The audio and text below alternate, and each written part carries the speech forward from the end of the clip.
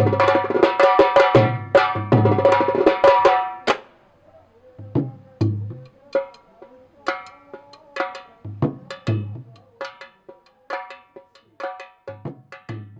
हैं कि नेता बेपेंदी का लोटा होता है, जहां तरफ आंधी आती है, लहर आती है, उसी तरफ बह जाता है। लेकिन बांदा चित्रकूट लोकसभा संसदीय क्षेत्र से बहुजन समाज पार्टी ने जिस ब्राह्मण समाज को प्रत्याशी घोषित किया है, उन्हें एक तरह से ये राजनीति विरासत में मिली है, क्योंकि इनका पारिवारिक ही बहुजन समाज पार्टी से है।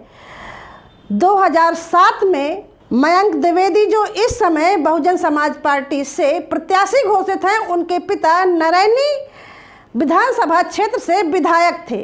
और जब हम कवरेज के लिए जाते थे तो लोग उनकी काफ़ी सराहना करते थे, उनके काम को अच्छा बताते थे। और ये हम नहीं कह रहे, लोग कहते थे और सोशल मीडिया में भी उनकी चर्चाएं होती थीं। भले ही बाद में उनको एक केस में जेल जाना पड़ा और जेल में ही उनकी मौत हो गई। एक बात और कि उस समय वो बहुजन समाज पार्टी से विधायक ही थे जब ये घटना हुई थी और वो जेल गए थे। आजकल तो अगर पार्टी के अंदर रहते हुए कोई घटनाएं होती हैं तो नेताओं को बचाने के लिए काफ़ी प्रयास किए जाते हैं, लेकिन उस समय ऐसा नहीं था। आज उनके बेटे बहुजन समाज पार्टी से ही लोकसभा चुनाव के उम्मीदवार हैं और काफ़ी ज़ोर शोर से प्रचार प्रसार चल रहा है।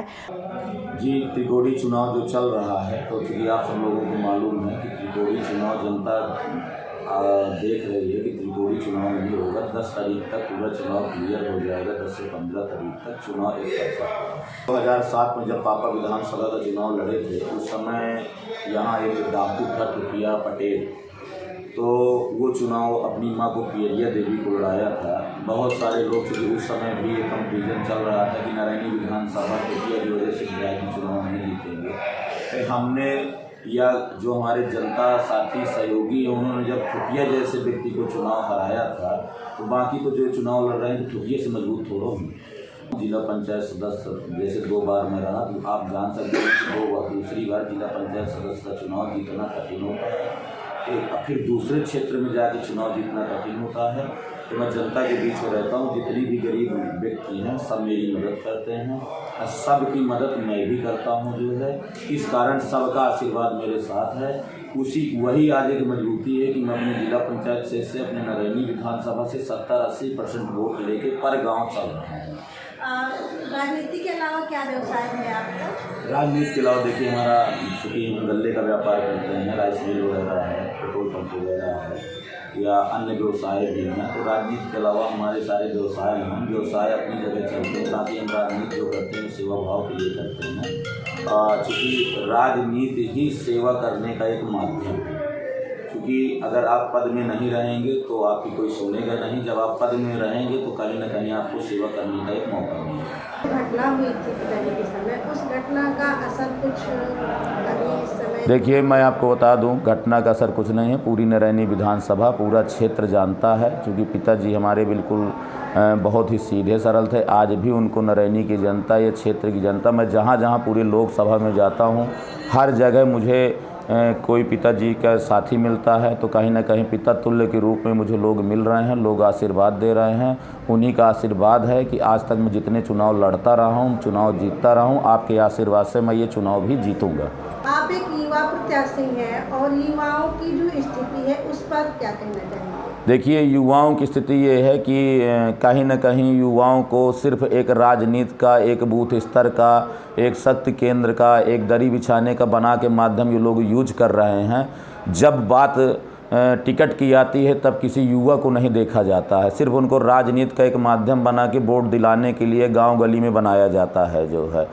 फिर बात आती है कि नहीं, ऐसे नेता को दीजिए जो मंजा हुआ हो, जो 2-2-3। अरे मंजे हुए का क्या मतलब होता है? जब आप लोकसभा में उसको लड़ाएंगे, वो भी तो पहले लड़ाई के आया होगा कहीं ना कहीं से।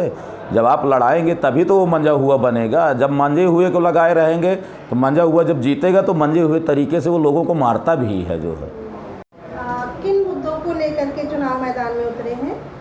चुनाव मैदान में चूँकि जो राजनीति हो रही है, एक राजनीति की नई दिशा, क्षेत्र में एक नई विकास कार्य की व्यवस्था, या जो क्षेत्र में विकास कार्य नहीं हो रहे हैं, जिस तरह मैंने अपने ज़िला पंचायत के कार्यों में क्षेत्र में मैंने काम किया है, लोगों को लगा है कि नहीं काम भी होते हैं क्षेत्र में जो है।